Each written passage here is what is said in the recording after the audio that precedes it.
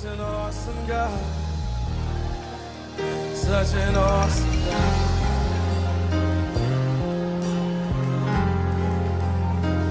Such an awesome God. Such an awesome God. Such an awesome God. Such an awesome God. Such an awesome God. Isn't He a worthy God? Such an awesome God.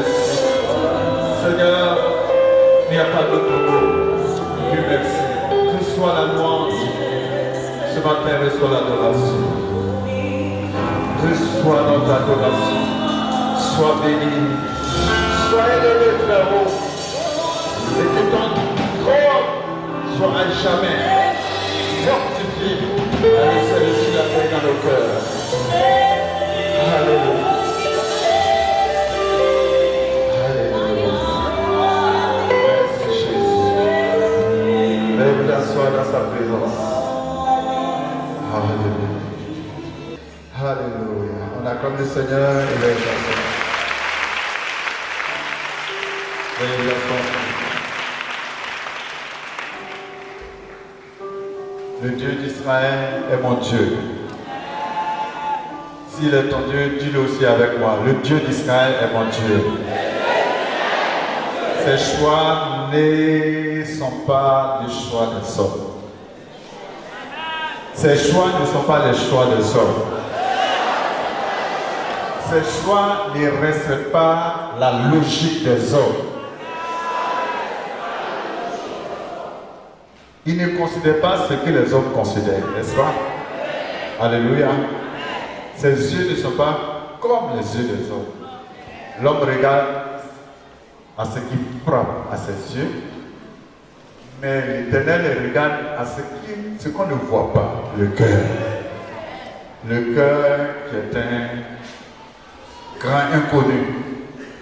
Dis qui peut sonder le cœur? Le plus grand psychologue ne peut pas sonder le cœur. Puis connaissent par stratégie certaines choses. Mais au fond, ce qui pousse le cœur à agir comme ci, agir comme ça, seul Dieu le connaît. Alléluia. Alléluia. Même les prophètes, qui souvent Dieu leur donne de révéler les secrets du cœur, ne connaissent pas vraiment le cœur de l'homme. C'est Dieu qui sonde le cœur de l'homme, qui connaît le cœur de l'homme. Dis à ton voisin, Dieu connaît ton cœur. Dieu te connaît véritablement. Ton mari ne te connaît pas. Ta femme ne te connaît pas. Ton frère ne te connaît pas. Ton père même ne te connaît pas. Ta mère ne te connaît pas assez. Mais Dieu te connaît. Dieu sait quand tu pleures. Il sait quand tu ris. Il sait quand tu dors, quand tu ne veux pas dormir. Souvent on ferme les yeux mais on ne dort pas. Les gens pensent qu'on dort, mais Dieu connaît si tu dors ou tu ne dors pas. Alléluia. Alléluia. Ce Dieu-là, il est mon Dieu. Est-ce qu'il est ton Dieu? Amen. Alléluia. Amen. Alléluia. Amen. Cette petite partie pour ceux qui n'étaient pas là jeudi. Alléluia. Amen. Ce Dieu, il a choisi Joseph parmi tous les fils de Jacob. Amen. Il a choisi Joseph pour nourrir et délivrer toute la famille et le faire accomplir le plan de Dieu en les amenant en Égypte. Et avant que Jacob, le choix méticuleux, le choix qui ne ressemble pas à un bon choix, parce que pour former une sainte nation, on ne prend pas un homme comme Jacob, n'est-ce pas? Dieu formait un saint, une sainte nation, et tu prends quelqu'un qui est menteur, quelqu'un qui a doublé les autres pour prendre leur héritage, n'est-ce pas? C'est quel Dieu ça? C'est le Dieu d'Israël, parce qu'il connaît le fond et l'histoire des choses que toi tu ne connais pas. Dis Amen. Amen. Dis Amen. Amen. Et les enfants qui forment ces 12 tribus dont Joseph fait partie, ce sont des enfants comment on appelle ça? Incestueux. Des enfants de deux sœurs. Est-ce que vous pensez que Dieu ne savait pas que Laban allait doubler Jacob avant qu'il envoie Jacob là-bas? Dieu connaissait toute l'histoire qui allait se passer.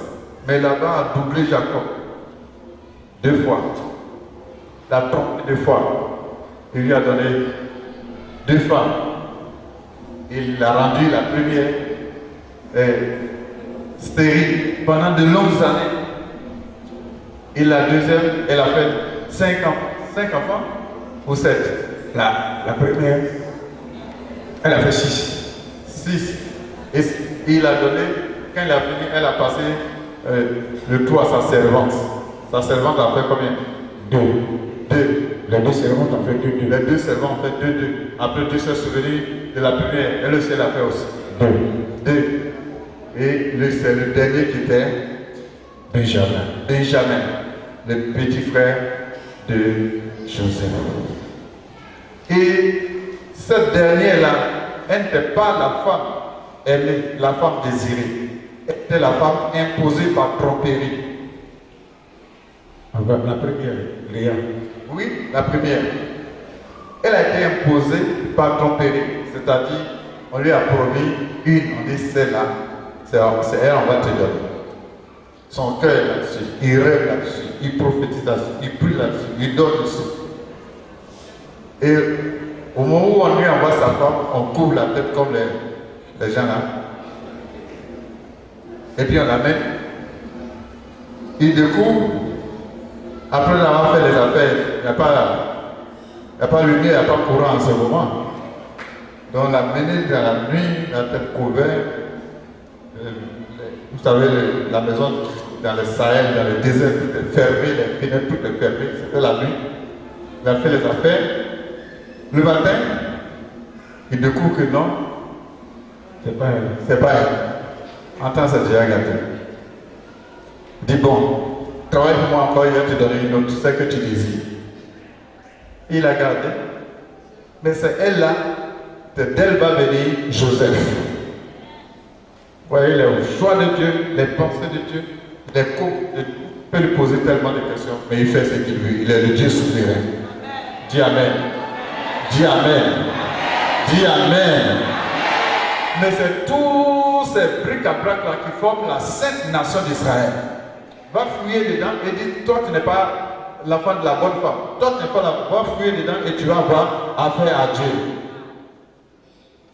Tu vas avoir affaire à Dieu. Parce que Dieu dit, ce peuple-là est la prunelle de ses yeux. On ne sait pas pourquoi il l'a choisi. Comment il se lève avec eux, il dit, vous êtes rebelles, des coups rebelles. Vous êtes des hommes rebelles comme des coups raides, impossibles, racailles. Il les insulte, il leur dit tout, mais après il dit, c'est moi, c'est mon peuple.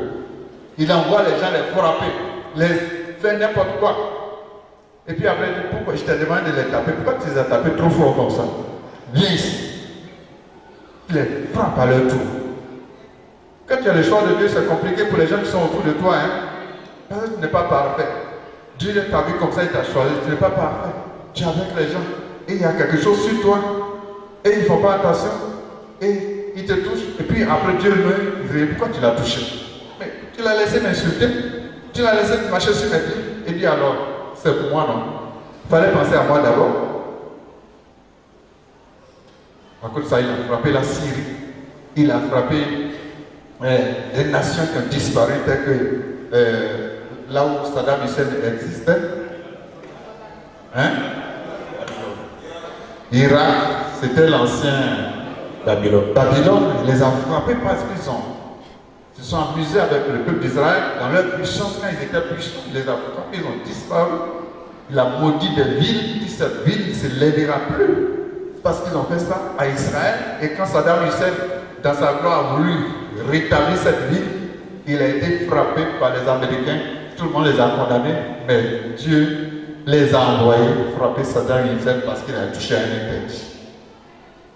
Il y a des choses que Dieu a dit il y a 4000 ans, il y a 3000 ans, il y a 2000 ans, mais qui persistent encore parce que ce qui est sorti de sa bouche là, c'est sa bouche qui a dit. Le temps ne peut pas effacer ça. Les années ne peuvent pas effacer ça. Les milliers d'années ne peuvent pas effacer ce que Dieu a dit. Quiconque essaiera de reconstruire Jéricho sera maudit. Personne ne peut. Jéricho, tu sais, toi-même tu meurs. Ta famille meurt. Tu es détruit même complètement. Gloire à Dieu. Gloire à Dieu. C'est ce Dieu-là qui est mon Dieu. C'est ce Dieu-là qui est ton Dieu. Ce n'est pas le Dieu de ton village. Ce n'est pas le Dieu de nos parents. Ce n'est pas le Dieu des eaux. C'est le Dieu d'Israël. Alléluia. Un jour, on était avec un ambassadeur d'Israël. Il est venu faire une conférence. Il s'est plaigné. Il dit, mais chaque pays a chaque nation, chaque peuple a son Dieu. Pourquoi prenez notre Dieu pour votre Dieu? Il n'a rien compris. Il dit, nous, on est allé, on a invité, on lève, on dit, ah, voici nos frères juifs. C'est pas comme ça, hein?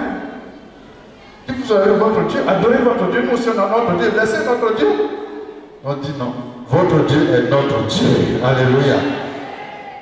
Tous les dieux qui sont sur la terre n'ont jamais dit que c'est eux qui ont créé le ciel et la terre. C'est seulement dans la Bible, dans le Dieu d'Israël que nous disons. Il y a beaucoup de livres historiques, religieux, ainsi de suite.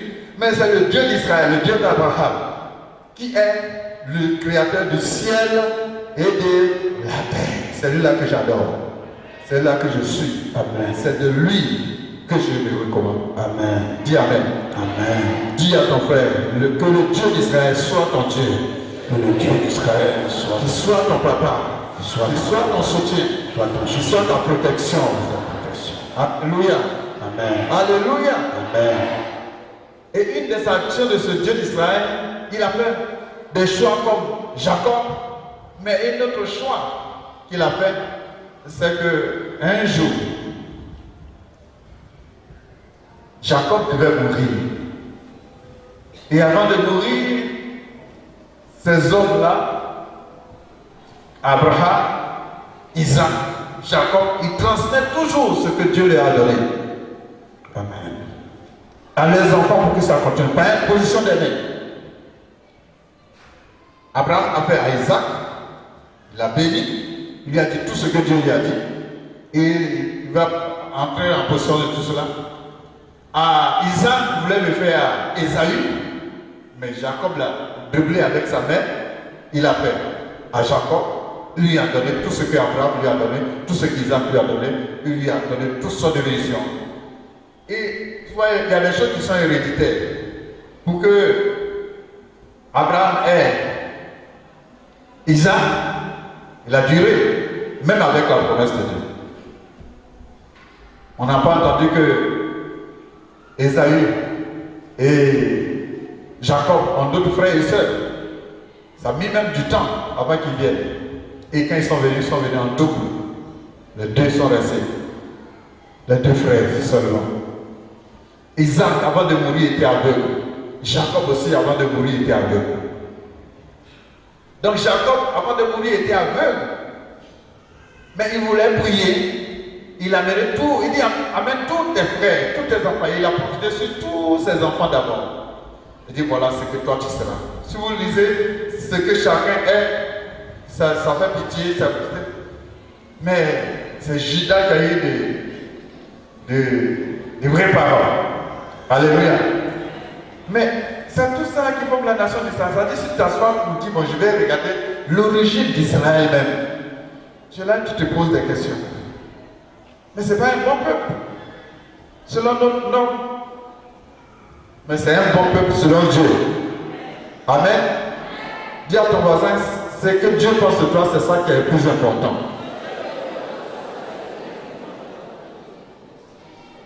Il faut le redire encore, mais il faut bien réfléchir. Mais tu es allé trop vite, tu n'as même pas réfléchi. Alléluia. Alléluia.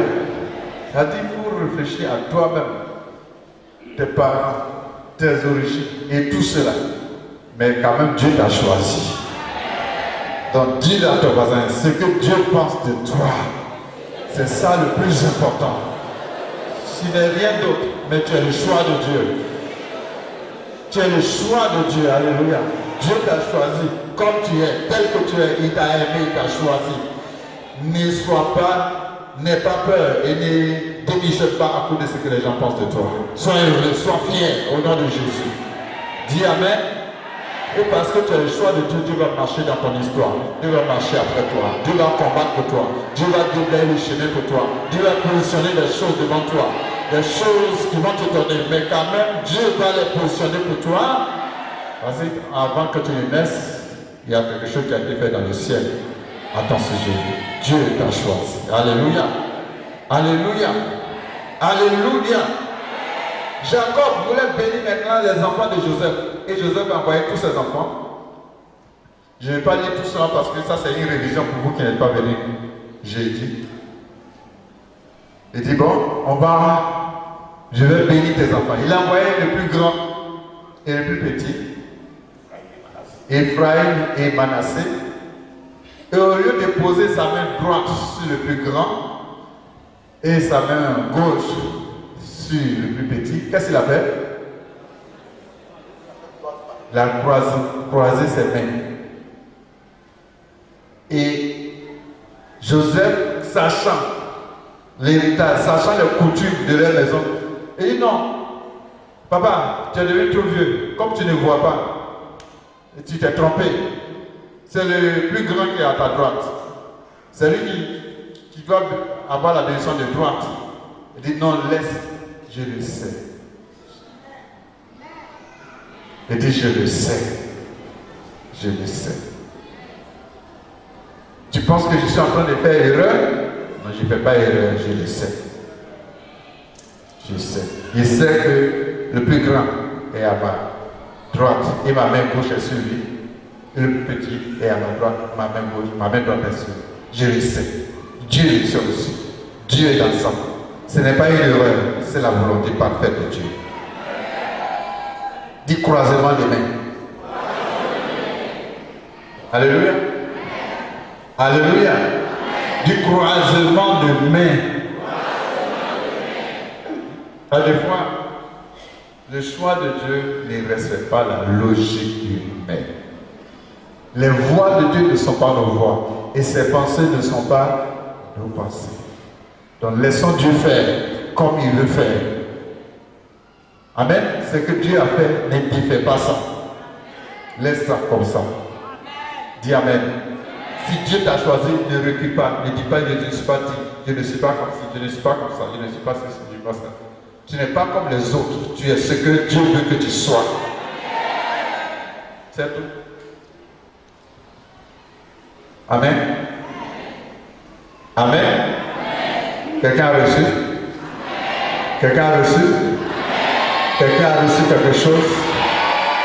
Tu es ce que Dieu veut que tu sois. Alléluia. Et tu n'es pas personne d'autre. Et pour cela, ne recule pas, n'abandonne pas, mais prends soin de toi et prends soin de lui être agréable. Sans quoi, à cause des hommes, tu peux perdre le chemin. À cause des hommes, tu peux mélanger ton chemin. À cause des hommes, tu peux mélanger ta voie. En voulant faire comme les autres, tu peux détruire ta voie, tu peux te mettre en retard, tu peux faire beaucoup de choses qui sont à côté, pensant faire de bonnes choses. Les hommes, la voie des hommes n'est que ruine et peine. Mais la voie de Dieu donne la victoire, donne la vie, donne l'espérance. Alléluia. Alléluia. Gloire à Jésus. Amen. En quelques minutes, je vais te dire aujourd'hui que le Dieu d'Israël, alléluia, Amen. le Dieu d'Israël, pour te faire vivre, il te laisse mourir d'abord. Amen. Amen. Nous avons dit, nous ne mourrons pas, nous vivrons au nom de Jésus. À de quoi Dieu nous laisse mourir, ou bien nous conduit même à la mort, avec notre résurrection, notre relèvement, notre renaissance soit glorieuse. Amen. Soit su de tout le monde, soit une histoire que les gens vont raconter. Les mêmes personnes qui t'ont vu mourir, qui t'ont vu disparaître, qui ont pensé qu'il n'y a plus rien à faire, quand ils te voient réapparaître, alors ils racontent cela à leurs enfants. À chaque personne qui va voir, lui là, on l'a tué, on l'a enterré, le voici, il est vivant, il est ressuscité, le voilà qui est en train de prendre de la proportion. Lisons quelques versets. Le Dieu d'Israël, c'est comme c'est un Dieu qui est agriculteur. Il parle beaucoup de la sémence. C'est un Dieu de la sémence. Alléluia. Amen. Alléluia. Amen. Parce que c'est un peuple, c'est un Dieu qui prenait soin d'un peuple agriculteur, qui en même temps un peuple berger. Et ceux qui font la bergerie doivent faire de l'agriculture pour prendre soin de leurs animaux. Ils parlent dans le langage qu'ils peuvent connaître. S'il était un Dieu européen, il allait parler en technologie. Mais c'est un Dieu, le Dieu d'Israël. Et un Dieu qui a beaucoup frotté aussi avec les Africains. Donc, souvent on pense que pour mieux connaître Dieu, il faut lire les livres européens, l'histoire européenne. Non. Les Africains et les Juifs connaissent mieux le Dieu d'Israël. Quelqu'un dit Amen. Amen. Quelqu'un dit Amen. Amen. Quand je lisais toute la Bible et que je voyais tout ce qui se passait en Israël, quand je compare au rite des idolâtres de mon village, il n'y a presque pas de différence. Je vois que c'est des choses, des cultures qui sont tirées de la Bible. Par rapport à certains interdits, à certains sacrifices, seulement que certains le faisaient au Dieu d'Israël, d'autres le font à des démons, malheureusement. Les Africains connaissent bien le Dieu d'Israël. Amen. Ils savent comment le servir. Souvent nous voulons servir le Dieu d'Israël comme un Dieu européen, mais il n'est pas européen, il est un Dieu, le Dieu d'Israël. Je peux dire aussi le Dieu des Africains, parce que Jésus a vécu en Afrique, Israël a vécu en Afrique. Toujours c'est l'Afrique qui est leur refuge. Amen. Amen. Le dernier grand réveil viendra de l'Afrique au nom de Jésus. Aujourd'hui, les pasteurs les plus puissants, qui ont les plus grandes églises, viennent du Nigeria en Europe. Ils viennent du Nigeria ou du Ghana. Ils ont les plus grandes églises qui comptent, c'est pas seulement les Africains, mais beaucoup de Blancs. Le pasteur Sandé Adelaja. Il y a une église qui dépasse le stade de Fouet-Boye. Et quand tu regardes dans l'église, tu comptes les Africains. Tu ne peux même pas voir les Africains. Et tous, dans un pays communiste, ils craignent. Comment il a pu conquérir le pouvoir? Il était un étudiant quand il commençait. En Angleterre, même la reine d'Angleterre a reçu ce monsieur-là, un Nigérien, qui est la plus grande église protestante et la plus puissante de l'histoire de l'Angleterre. L'Angleterre qui est, on peut dire, le Rome de l'église protestante. Amen. Certainement, le dernier réveil viendra de notre continent. Amen. Parce que c'est toujours ici que Dieu a demandé qu'il vienne se réfugier. C'est un Dieu agriculteur.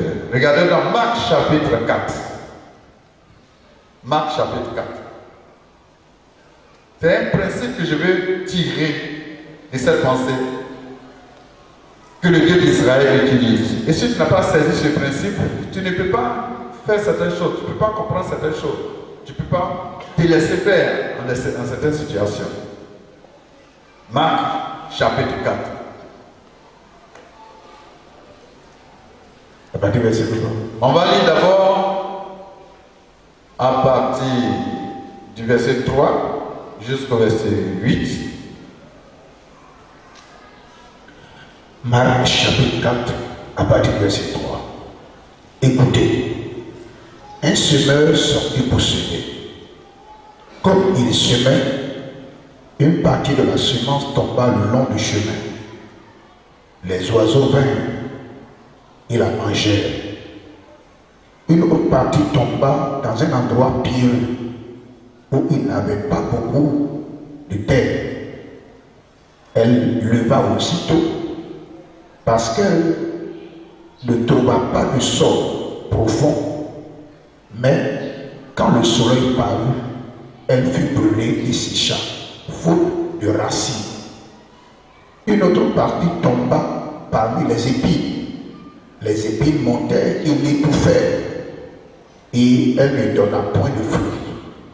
Une autre partie tomba dans la bonne terre.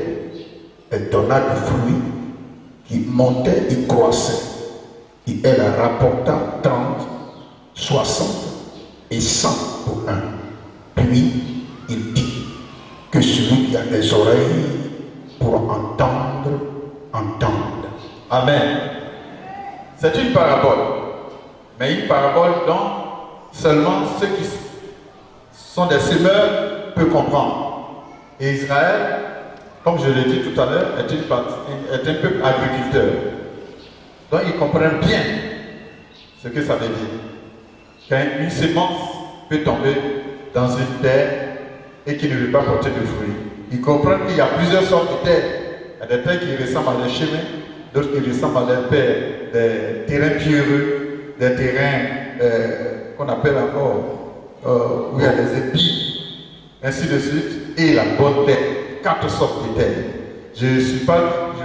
Mon message n'est pas sur ces 4 sortes de terre, mais c'est sur le principe de sémence. Notre Dieu est un Dieu, le Dieu d'Israël est un Dieu qui a un principe, le principe de la semence. La semence. Et lisons encore devant pour comprendre mieux ce principe. Verset 26. Verset 26. Il dit encore, il en est du royaume de Dieu comme quand un homme jette de la semence en terre. C'est-à-dire, quand il dit le royaume de Dieu, c'est-à-dire, c'est des manières, des principes qui consistent au royaume de Dieu, aux choses de Dieu, des manières que le Dieu d'Israël utilise pour bénir, pour enseigner, pour instruire, pour conduire. Continue. Qu'il donne ou qu'il veille nuit et jour, la semence germe et croît sans qu'il sache comment. La terre produit d'elle-même d'abord l'herbe, puis l'épi, puis le grain tout formé dans l'épi. Et dès que le fruit est mûr, on émet la faucille, car la moisson est là. Alléluia, continue encore. Il dit encore, à quoi comparerons-nous le royaume de Dieu? Ou par quelle parabole le représenterons-nous? Il est semblable à un grain de sénévé qui, lorsqu'on le sème en terre, est la plus petite de toutes les semences qui sont sur la terre. Mais lorsqu'il a été semé, il monte, devient plus grand que tous les légumes et pousse de grandes branches, en sorte que les oiseaux du ciel peuvent habiter dans son ombre. Amen. Voilà. Premièrement, il nous enseigne que sémence tombe sur la terre, celui qui a semé, il ne fait rien d'autre. Il apprête la terre d'abord, si c'est des vignobles, si c'est du riz, si c'est des CDP, si c'est quoi que ce soit, il apprête la terre, il foule, comment on dit ça? Il fouille la terre, il prépare la terre et il jette. Et puis ça va se coucher, même s'il ne dort pas, qu'il vienne là ou ne vienne pas, la sémence va sortir de la terre. N'est-ce pas? Et puis, si c'est une bonne terre, alors la sémence va pour faire des épis et va porter du fruit. Il dit la même terre a fait sortir d'abord des herbes qu'on n'a pas semées. Parce que la terre même contient d'autres semences. Il y a des choses qui poussent d'elles-mêmes, des semences qui poussent d'elles-mêmes. Ce n'est personne qui les sème. Dieu lui-même a mis ça dans la terre. Si vous n'envoyez pas du goudron, bien d'autres choses pour payer, vous avez une terre comme ça, toujours quelque chose va sortir, du gazon, des laine sauvage, ainsi de suite. C'est comme ça que le gnagnan pousse. C'est pourquoi c'est très puissant pour la guérison. Mais ce n'est pas l'autre qui a fait, c'est Dieu qui a fait. C'est vrai, hein? Les femmes, c'est comme ça, non? Hein? Voilà, c'est pas qui fait ça, c'est Dieu qui a mis ça dans la terre. Et c'est doux. Tout ce que Dieu fait est doux. Il y a un mystère dedans, c'est un peu amer, mais derrière amer, il y a du sucré. Et du sucré qui donne la guérison à tout le monde. Dis Amen. Vous voyez, c'est Dieu qui a fait. Alléluia. Alléluia. Et puis, il y a un autre grain qui pousse. Petit piment là. Ah, voilà. Elles connaissent. Mais il y a une autre chose là. On l'appelle, on dit, il met ses fruits derrière son dos. Tu connais? Philanthus, voilà. Ça, c'est le nom que les Blancs ont donné. Philanthus. Ça sort de terre comme ça. Mais ça guérit beaucoup de choses. Typhoïde, ça guérit. Il paraît même que ça guérit sida. Il paraît. Alléluia. Mais ce que je sais, c'est que ça détend. Tu ne dors pas, prépare ça comme du thé, bois, tu vas dormir. Alléluia. Ça fait beaucoup de choses, beaucoup de choses, beaucoup de choses, beaucoup de choses. Au Ghana, ils ont mis ça en comprimé, ils ont mis ça en poudre. Ils ont utilisé ça pour faire. Il y a un docteur qui tient au Ghana qui étudie ça, qui a mis ça à profit dans beaucoup de choses. Mais ce n'est personne qui sait ça. Quand il pleut, quand tu t'en vas, tu cherches, tu trouves ça partout. Quand il ne pleut pas, rien. Mais laisse pleuvoir seulement, ça sort. Amen. Donc la terre elle-même est porteuse de semences. Gloire à Dieu. Donc l'homme est considéré comme, le cœur de l'homme est considéré comme la terre. Une terre, ça peut être une mauvaise terre comme une bonne terre. Ça peut être une terre pierreuse, une terre où il y a plein d'épis, une terre qui ressemble à un chemin, mais toujours ton cœur est une terre où il y a déjà même des semences naturelles qui sont dedans, qui peut être la colère, qui peut être le manque de foi, qui peut être beaucoup de choses. Tu peux aussi avoir de bonnes dispositions comme la bonté, comme la charité, comme du discernement. Dans certains cœurs sont disposés à beaucoup de bonnes choses. D'autres cœurs sont à défricher parce qu'il y a beaucoup de mauvaises œuvres à nettoyer. Mais chaque fois qu'on jette une semence, forcément ça va sortir. Amen.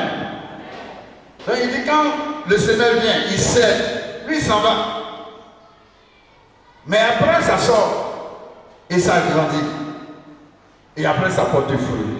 Et la dernière terre, il dit que cette terre est la meilleure des terres. La semence sort, elle grandit. Si on a semé un seul fruit, il porte 50, il porte 60, il porte 100. C'est-à-dire quand le semeur va semer, ce n'est pas pour récolter la même semence. Quand vous mettez des lignables dans ce que je connais le plus, quand tu mets un bout d'igname dans les buts, est-ce que tu n'attends à récolter ce bout d'igname? Non. Tu t'attends à récolter de l'igname complet, qu'il soit petit ou bien grand. Il y a une sorte d'igname maintenant que les gens font, ils récoltent après 1 an ou 2 ans. Mais c'est semé en petits morceaux. Mais quand tu vas le récolter, ça prend tout un gros machin que tu déterres. C'est gagnant plus qu'un mortier. Mais c'est un petit bout comme ça que tu mets en terre. C'est là qu'il parle du grain de sénévé. Il dit le grain de sénévé est le plus petit des grains, comme le grain de moutarde.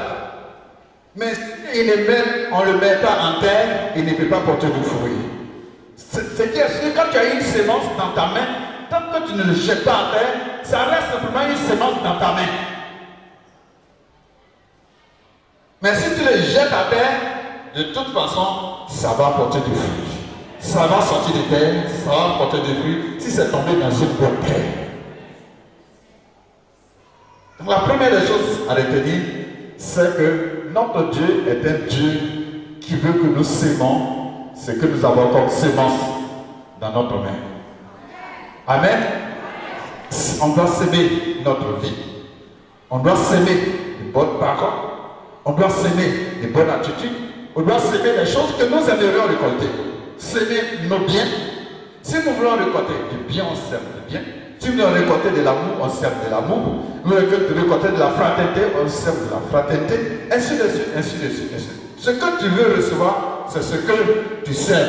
Et ce que tu sèmes, tu vas recevoir non pas seulement la chose que tu vas recevoir, mais tu vas recevoir 2 ou 3 fois ou 100 fois plus ce que tu as sémé. Quelqu'un dit Amen. Quelqu'un dit Amen. Donc le Dieu d'Israël est un Dieu de la semence et de la récolte. Il ne nous amène pas seulement à s'aimer, mais il nous amène à récolter. Mais c'est important de savoir ce que tu sèmes et où tu sèmes. Alléluia. Alléluia. Mais le principe de cette semence, quand tu as sémé, forcément, quelque chose doit se passer. Si tu sèmes, forcément ta semence va mourir. Ta semence va obligatoirement mourir et même pourrir. Ceux qui sont nés à Bigel ne comprennent pas ce qu'il dit. Mais ceux qui sont on fait un tour au village, mais qui sont ici à Bigel, mais qui ont fait un peu de jardin, ça ils comprennent bien ce que je suis en train de dire. Si tu sais du riz, ton riz que tu as mis en terre, si le lendemain tu t'en vas, tu fouilles la terre, tu regardes. Demain tu regardes. Et tu apprends que ça va pourrir, ça n'a rien donné. Mais tu sais, tu fais, et tu es là-bas, tu n'as plus de riz, tu souffres un temps. Pendant un temps, tu n'as plus de riz. Pendant un temps, tu n'as plus d'igname. Pendant un temps, ce que tu as semé là, tu te prives de ça, parce que tu veux avoir meilleur, que tu veux avoir plus. Chaque année, on sème pour que, à la saison prochaine, on ne soit pas dans la famille. Parce que les temps, la vie est faite de saisons. Il y a des saisons où on sème, il y a des saisons où on récolte, et on mange, et on se réjouit. C'est comme ça la vie de l'agriculteur. Mais si au moment de la sémence, tu ne sèmes pas, au moment de la récolte, il ne faut pas t'attendre à récolter, tu vas payer pour en avoir. Tu comprends? Tu vas s'aimer, tu ne sèmes pas, les autres sèment pendant que tu manges ce que tu as, pendant que tu te réjouis, pendant que tu prends plaisir, et les autres mangent, les autres pleurent. Ils ne pleurent pas, mais ils patientent, ils persévèrent, en attendant que ce qu'ils ont mis en terre pourrissent, meurent, pourrissent et portent des fruits, et qu'ils aillent, ce qu'ils ont semé, et même s'ils n'ont pas eu beaucoup, ils vont avoir au moins 2. Et quand ils vont se réjouir, c'est en ce moment, toi, tu dois sentir que tu n'as pas sémé. En ce moment, tu vas te rendre compte que tu n'as pas sémé. Et alors, tu ne pourras pas te réjouir. Donc, premièrement, deuxièmement, plutôt. Premièrement, notre Dieu est un Dieu de sémence. Il veut que nous sémons ce que nous avons. Sème ce que tu veux avoir. Deuxièmement, si tu ne sèmes pas, tu ne peux pas récolter. Pourquoi certaines personnes ne sèment pas? Parce que ce que tu ne sèmes pas forcément mourir. Et ça va mourir pour un temps. Ça va attendre un temps. Tu seras obligé de constater son absence. De constater qu'il n'a plus ce que tu as sémé. De constater que tu as un peu faim. Et que tu aurais pu ne pas s'aimer ce que tu as mis à terre. Mais pourtant tu n'as pas mal fait. Un temps arrive où tu vas te réjouir. Et tu vas oublier le temps d'attente, le temps de la famille. Dis Amen. Dis Amen. Dis encore Amen. Ainsi, pendant les temps d'examen, les élèves les plus consciencieux servent le temps. Ils servent le temps pour étudier. Ils se privent du sommeil pour étudier. Ça, c'est une sémence.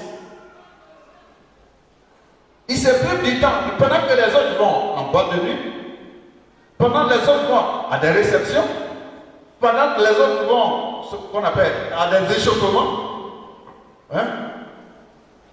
Pendant que les autres vont à des réunions, lui, il est en train d'étudier. Il veille. Souvent même, il prend du café pour ne pas dormir. Il étudie. Il bosse. Comme on le dit, il fait boileau. Jusqu'à ce qu'il passe l'examen. Il a fini l'examen. Le temps d'annoncer les résultats. Ça, c'est le temps de récolte. Gloire à Dieu. Gloire à Dieu. Ceux qui ont semé arrivent. Ceux qui n'ont pas semé aussi arrivent. De toute façon, tout le monde arrivera au temps de récolte. Ce n'est pas tout le monde qui va récolter. Parce que ce n'est pas tout le monde qui a semé. Amen. Et on vient dire, voilà vos récoltes. On annonce tel admis, tel admis, tel admis. Ce n'est pas comme à notre temps, en ce temps-là où tu n'as pas semé, tu fais des briques à brac. Tu récoltes. Ce que tu as récolté, c'est un faux résultat. Tôt ou tard, ça va t'échapper. Tu n'as payé le bac pour toi, on a payé le BPC pour toi, bien tu as fait des trucs pour payer. Ça, c'est pas récolte. Parce que tu n'as pas semé, comment tu as fait pour récolter? Ça va t'échapper un jour. Si tu ne viens pas au Seigneur pour te remonter. Dis Amen. Dis Amen. Dis Amen, s'il te plaît. Mais au moment où on annonce ceux qui ont vraiment semé, qui ont patienté, qui n'ont pas mangé, qui n'ont pas dormi, qu'on annonce qu'ils sont admis, ils se réjouissent en vain parce que la pluie est tombée sur leurs semences et voilà, ils sont récompensés. Quand les gens sont justes, quand les gens sont droits, qu'ils leur donnent leurs résultats comme il faut, alors ils se réjouissent. Ils dansent. Pendant ce temps, les autres qui ont dansé avant, pendant que les autres s'aimaient, ils pleurent. Mais ils pleurent, c'est normal qu'ils pleurent. C'est pourquoi sème au moment de la sémence. Au moment de la sémence, ne dors pas. Au moment de la sémence, ne sois pas en train de te promener, en train de faire d'autres choses. Au moment quand on parle de la sémence, sème. Chaque chose a son temps. Chaque chose a son temps. À la période de la sémence, il faut s'aimer. Et quand tu as semé que ta sémence est en train de mourir, en train de pourrir, n'aie pas peur. Car notre Dieu, son principe, c'est de faire mourir avant de faire vivre. Gloire à Dieu. Il faut mourir avant de vivre.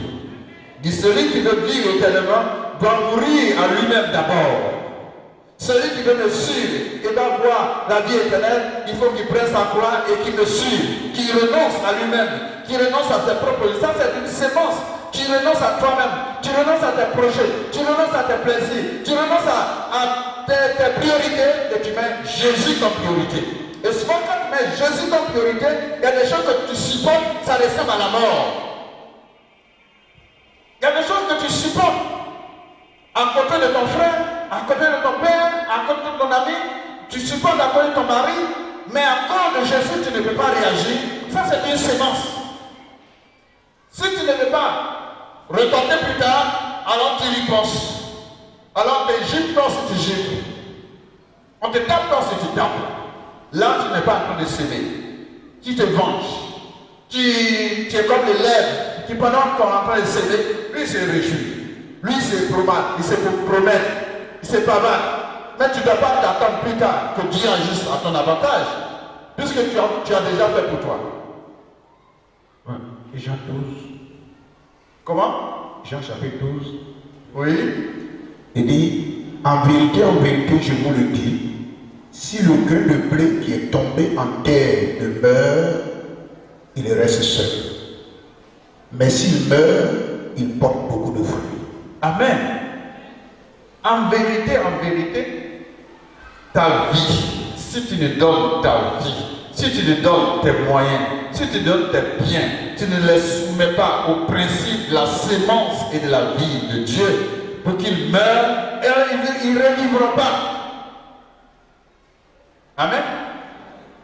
Mais si tu sèmes, tu vas revivre. Tu vas forcément récolter. Si tu meurs, tu vas revivre. Gloire à Dieu.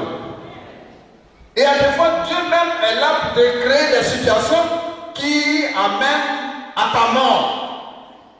Je vous assure qu'il y a des fois, aller s'agenouiller devant quelqu'un pour lui demander pardon, c'est une mort. C'est lui qui t'a blessé, c'est lui qui t'a vendu, c'est lui qui t'a fait beaucoup de choses. Puis tu lui demandes pardon. Dis à ton voisin, hey, c'est pas petit à faire. C'est facile de dire comme ça dans la bouche. Hein? Vrai ou faux? Est-ce que quelqu'un entend ma voix? Est-ce que le Dieu d'Israël a entendu parler à quelqu'un? Ce sont ses principes. Ce sont ses principes. Ce n'est pas moi qui crée ça. Alléluia. Quand il dit à d'autres personnes comme ça, il dit, ah, moi. Demandez pardon. Oh, ça là. Pasteur. Je ne peux pas. C'est lui qui doit me demander pardon. Tu n'as pas compris les principes de Dieu. Demander pardon, c'est mourir. Pardonner même, c'est mourir. N'est-ce pas? C'est se livrer à la croix. C'est pour dire Jésus, il fait ça pour toi. C'est à cause de toi que j'agis comme ça. Non, en réalité, je dois lui donner un coup pour qu'il sente qui je suis. N'est-ce pas? En réalité, je dois lui montrer quelque chose. Parce que tu peux lui montrer quelque chose. Tu peux le frapper, tu peux le punir, tu peux lui couper tous les livres. Tu dis non, à cause de Jésus, je te demande pardon. Ce n'est pas un pardon hypocrite. Ce n'est pas un pardon, mais je te demande pardon. Souvent même tu ne viens pas à cause de Jésus. Un jour, il y a un pasteur qui est venu me voir. Dit, bon, il fait telle chose, ça ne marche pas, il fait telle chose, ça marche. Non, le Seigneur m'a dit de venir te demander pardon. Eh bien, bon, le Seigneur t'a dit de venir me demander pardon. C'est pourquoi tu es là. Oui. Est-ce que tu comprends ce que tu dis là? Bon, d'accord, j'ai compris. Le jour que toi-même tu comprendras que tu dois demander pardon, il faut venir. Pour moi, le Seigneur t'a parlé, mais tu n'as pas encore compris. Non, il ne comprend pas ce qu'il dit là, il ne comprend pas ce qu'il veut dire. Il a dit, comme le conseil m'a dit de te demander pardon, je viens te demander pardon. Est-ce que c'est vrai pardon ça? C'est pas vrai pardon. Donc le conseil m'a parlé, j'ai compris, je viens te demander pardon. Ça c'est vrai pardon. Dis amen. Quand le conseil a parlé, j'ai su que j'étais en tort. J'ai su que je devais faire cette démarche. Donc je viens te demander pardon. Ou bien même tu parles même pas de conseil, il dit, mon chéri, mon ami, ou bien patron. Vraiment, la paix qui s'est passée là, je viens te demander pardon. Et toi-même tu trouves le mot juste. Parce que tu ne fais pas en face de la personne qui est devant toi, tu fais ça en face de celui qui est là-haut. Il est dit que le Dieu d'Israël est le seul qui sonde les cœurs. C'est pourquoi il y a des fois, si tu connais ce secret, que celui-là, il connaît les cœurs et les intentions, que les gens parlent beaucoup, tu es tranquille. Entre lui et ce qui se passe dans ton cœur, il doit avoir quelque chose. Si tu as quelque chose, quelqu'un qui est hypocrite envers Dieu, tu ne comprends rien. C'est que les autres ne voient pas, lui voit. Donc tu dois être clair avec lui. Et avec les autres, c'est un problème. Et il ne voit pas ce que les autres, ce que Dieu voit. Donc quand tu es d'accord avec lui, tu es en communion avec lui. Jean dit, quand tu es en communion avec lui, alors c'est une autre histoire, tu marches dans la lumière. Mais si tu veux dribbler Dieu, il va te livrer entre les mains des hommes. On ne dribble pas Dieu. Et les hommes ne pardonnent jamais. Mais Dieu pardonne tout. Même les pardonneurs. Quand tu as la bonne attitude. Gloire à Dieu. Gloire à Dieu. Gloire à Dieu. Ce matin, pour conclure ce que je veux dire, parce que je suis arrivé à l'essentiel. L'essentiel que je voulais te dire, c'est que ce que tu veux avoir, c'est cela. C'est le principe de Dieu. Tu as un quête d'amour. Tu veux que les gens t'aiment seulement. Aime les gens. Pour aimer les gens, c'est pas facile. Dieu dit aime ton ennemi. Ton mari n'est pas ton ennemi. Ta femme n'est pas ton ennemi. N'est-ce pas? Si tu il y a ton ennemi, il est ailleurs. Mais pour aimer quelqu'un qui te provoque, quelqu'un qui te fait, qui met un couteau dans ta plaie, dis, c'est ça qu'on appelle mourir. Dis à ton voisin, il faut mourir, il faut mourir. Parce que Dieu te prépare une résurrection merveilleuse. Ta résurrection, ta date, parce que tu ne veux pas mourir. Mais tu ne vas pas mourir au nom de Jésus. Tu ne vas pas rester dans cette mort au nom de Jésus. C'est brutal ne restera pas au nom de Jésus. La parole que je dis te donne la capacité de mourir afin de ressusciter au nom de Jésus. Tu vas devenir, quand on dit que tu es mort, c'est-à-dire on marche sur toi. Et tu marches sur moi. Tu ne réagis pas. La personne qui marche sur toi pense que tu es bête, que tu ne vaux rien, que tu ne vois rien. Alors que tu es en train de porter ta croix. Et pendant que tu portes ta croix au nom de celui qui connaît tout, qui voit tout, qui peut tout, qui peut ressusciter même les morts. Donc le temps va venir où il ne pourra plus marcher sur toi. Le temps va venir où il va demander que tu marches sur lui. Tu vas dire c'est bon, je ne vais pas marcher sur toi. Mais si tu ne te laisses pas marcher sur toi maintenant, et que chaque fois que tu dois réagir, balayer son pied, lui faire des trucs pour qu'il sache que il marche sur toi, tu n'es pas encore mort. Dis à ton voisin, il faut mourir, il faut mourir. Dieu veut une résurrection merveilleuse pour toi. Il faut mourir. Alléluia. Alléluia. Tu fais juste tout d'un coup, il faut que je lui parle un peu. Il a parlé un peu. Tu n'es pas mort. Tu n'es pas mort. Un bout. Tu connais ça où? Colère. Ça m'a travaillé beaucoup avant. Et comme tu ne parles pas beaucoup, ça boit.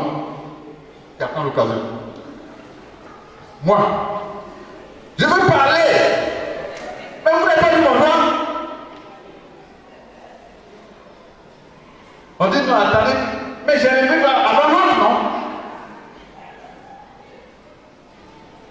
Ce n'est pas encore mort. C'est Dieu même qui fait quand tu donnes ta parole là. Pour voir si tu es mort. Alléluia. Alléluia. Sinon, les gens ont mis ton doigt, hein? Mais Dieu Fait qu'on ne te donne pas parole. Il faut me donner parole. Je vais dire, il vient lui dire un mot. Dieu dit, il faut laisser, je vais parler pour toi. Tu dis, tu vas parler. Laisse, je vais parler. Je ne parle pas pour vous seul, je parle pour moi aussi. Un jour, quand mon petit frère est décédé, on est parti au village. Parce que je ne suis pas un ange, je ne suis pas un saint. C'est Dieu qui m'a choisi tel que je suis. C'est pourquoi je suis libre de vous dire là où je suis tombé. Et Dieu m'a relevé aussi. On est parti là. C'est une douleur dans mon cœur. Mon petit frère qui est mort comme ça, c'était mon espoir et tout. Les gens de son parti politique là sont venus, ils ont bu justement. Il y a un gars qui est dans le public, on veut finir les choses, aller enterrer le gars, il va. Il dit n'importe quoi, fait des promesses qu'on sait, il ne va pas réaliser. Il dit à gauche, on lui dit tais-toi. Il est ivre jusqu'à. Je dis bon, arrêtez le gars, on va finir. Ne prenez pas que j'explose. Je parle doucement alors que dans mon cœur, là, ça boum. Il faut lui dire d'arrêter. Il faut lui dire d'arrêter. On va aller. Tout ça, c'est mélangé de pleurs et de colère. Et il n'arrête pas. On s'en va l'arrêter. Maintenant, on dit même il n'a qu'à. Wow. Et Dieu fait ça. Dieu, souvent, il permet. Quand tu penses que tu es délivré de la colère, il permet des occasions pour colère, qui est là. Et tout d'un seul coup, voici le grand pasteur qui a évangélisé le village, qui a prié pour les fous au village, qui a prié pour les malades, tout le monde le respecte. Voilà qui s'élève. Et toi, demande-lui. Après, ça m'a fait honte. J'étais mort.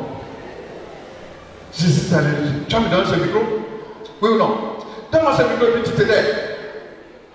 Tous les vieux machins là. Sauf que la démarche qu'il a pris pour battre, là, lui-même, il connaît que ce n'est pas une démarche d'un pasteur. Bon. Mon père spirituel était là. Il avait une mes bras, je me suis assis. Ça me fait honte comme ça.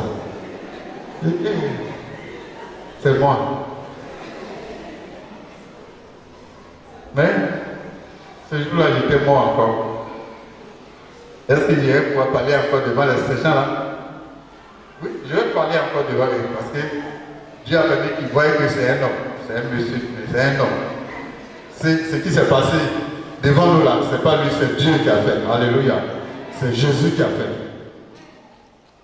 Il y a des fois, nous les hommes de Dieu, on veut que tout le monde pense que nous sommes au-dessus de tout. Nous sommes invulnérables, nous sommes incassables.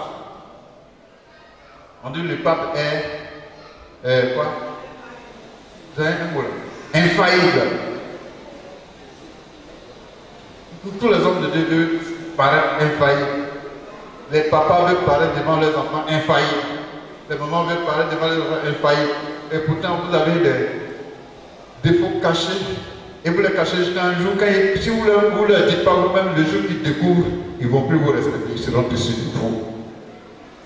C'est pourquoi il vaut mieux dire, avant que je te demande de faire ci, de faire ça, de mieux faire ci, parce que moi j'ai fait comme ça. J'ai fait une erreur. Ne recommence pas mes erreurs. Tu es en train de s'aimer et tu vas récolter. Si tu sèmes de la bonne manière, tu vas récolter de la bonne manière. Alléluia. Quand on parle de la sémence, on ne parle pas seulement de son argent. C'est bon, ça fait partie. Dans Ecclésiaste, chapitre 11, il dit, jette ton pain à la surface des eaux. C'est-à-dire, ce qui est l'essentiel de ta vie. Or, c'est notre argent qui compte beaucoup plus. C'est à cause de ça que nous avons mal à la tête, on va au travail. Pour ne pas que le patron, hein, n'est-ce pas? C'est normal. Avec ça, tu payes ta maison. Avec ça, si tu ne vas pas, on va faire comment? L'argent nous tient.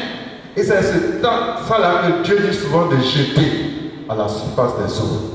C'est pourquoi celui qui apprend à donner ses prémices, c'est comme il a jeté sa vie à la surface des eaux. Celui qui apprend à donner sa dîme, c'est comme il a jeté sa vie à la surface des dîmes. C'est pas petit à faire. Quand c'est 1000 francs que tu dois lever sur 10 000, 10 000 ça représente 1 million pour d'autres. Mais quand tu vas lever, c'est une partie de ta vie, c'est les calculs que tu as fait là. Quand tu enlèves 10 000, tu as levé 10 000 dessus.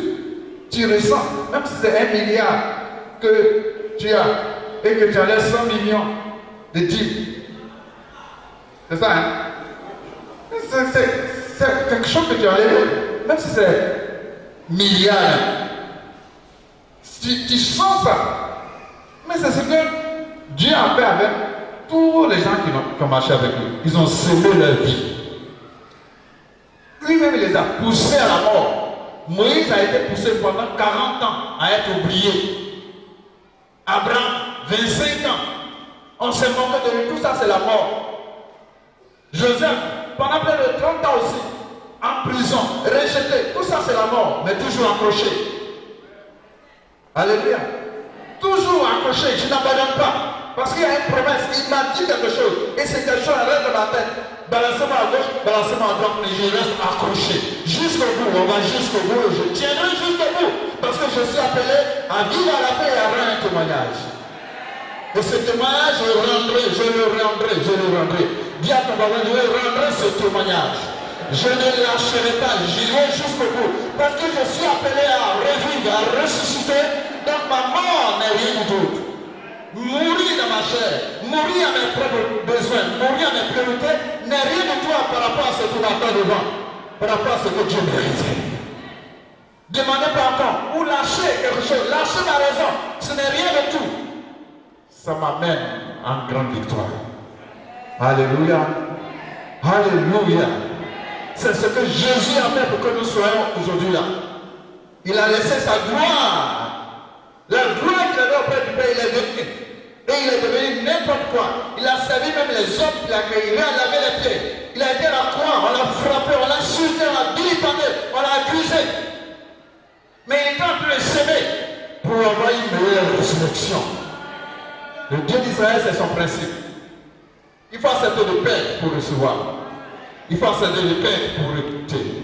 Il faut accepter de s'aimer pour avoir. Si tu ne s'aimes pas, tu ne peux pas recevoir. Alléluia. Alléluia. Alléluia. Ce matin, si tu as un point où tu dois lâcher quelque chose, lâche. C'est une séquence. Amen. Amen. C'est une séquence. Si tu as un point où tu dois donner quelque chose qui constitue pour toi une mort, donc ce n'est pas une pète, c'est une séquence. Dis Amen. Je dis c'est une sémence, c'est pas une pète. Dis à ton voisin, c'est une sémence, c'est pas une pète. Gloire à Dieu. Si tu dois pardonner à quelqu'un, pardonne-lui. C'est une sémence. Ce n'est pas une humiliation, ce n'est pas parce qu'ils vont se moquer de toi. C'est une sémence. Un jour, la même personne là va t'acclamer. La même personne là va te donner des leçons. La même personne là va parler en te mentionnant ce que tu as fait. C'est une résurrection pour toi. Ceux qui ont toujours pratiqué ce principe ont vu que ce que Dieu a dit est vrai. C'est-à-dire la sémence ne peut pas venir sur la terre sans s'élever. Mais il faut que tu sèmes la bonne chose, les bonnes habitudes, les bonnes paroles. Si tu sèmes la méchanceté autour de toi, la méchanceté va te rattraper.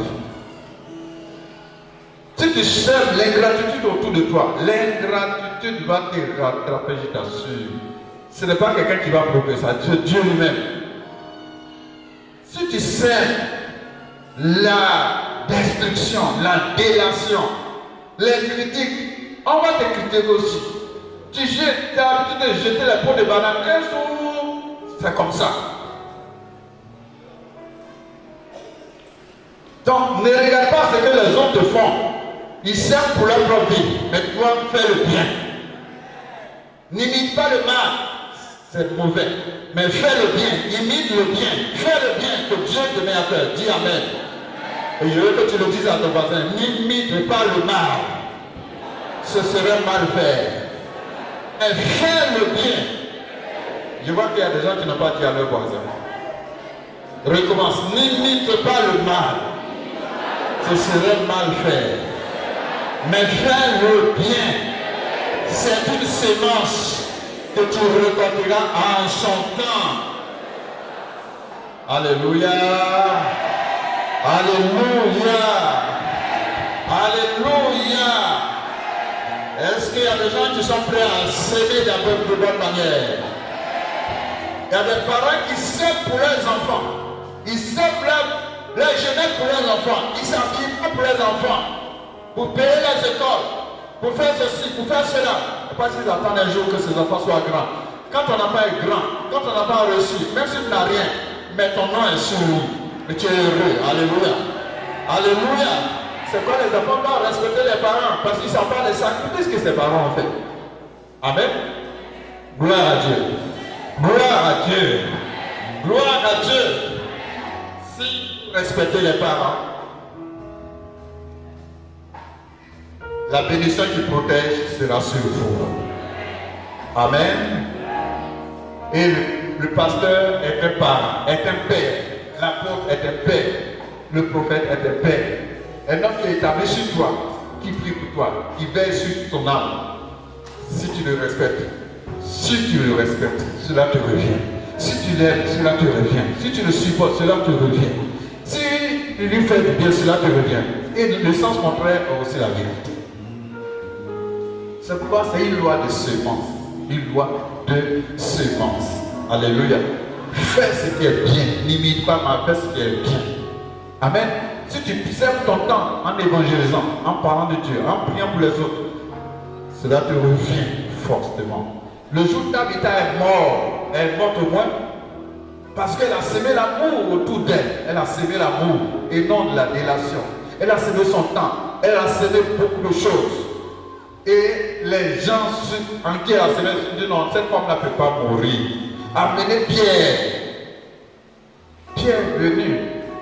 Si elle n'avait pas fait de bien, si elle n'était pas positionnée dans le cœur de Dieu, Pierre pouvait sauter, crier, imposer les mains, les pieds, la langue, tout. Elle ne va pas réussir. Elle ne va pas ressusciter. Mais à cause de ce qu'elle est, quand Pierre a prié, elle est ressuscitée. Dieu même a écouté la prière de ses vœux et de ses orphelins. Soyez positionnés pour le bien. Et s'aimer pour le bien. Faites la bonne sémence. Et vous récolterez de bonnes choses au nom de Jésus. Dis Amen. Dis Amen. Dis Amen. Dis Amen. Dis Amen. Au moment de la semence, ne calcule pas. Ne calcule pas. Sème autant que tu peux pour que tu attendes. Au moment où tu as sémé, tu sèmes aussi l'abondance. Alléluia. Et quand tu as sémé, ne sois pas impatient. Ne va pas fouiller les buts pour regarder ton igname que tu as mis là-bas. Est-ce que ça commence à apporter? Ça va pourrir d'abord, ça va disparaître d'abord, ça va prendre le temps. Mais ce qui est sûr, ça va pourrir, mais ça va réussir. Dis ça va réussir. Ta semence n'est pas oubliée, ta semence n'est pas abandonnée, ta semence n'est pas perdue, ta semence n'est pas mangée au hasard, ta semence est en train de pourrir, mais ça va sortir. Si tu ne sers pas à temps, si tu ne sers pas de la période, tu auras un mauvais temps de récolte.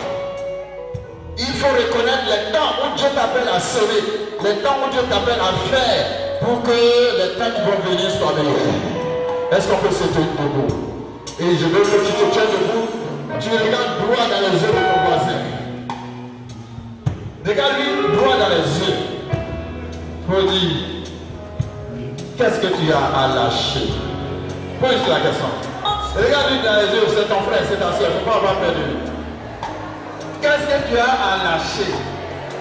Le Dieu d'Israël t'a parlé. Qu'est-ce que tu as à s'aimer?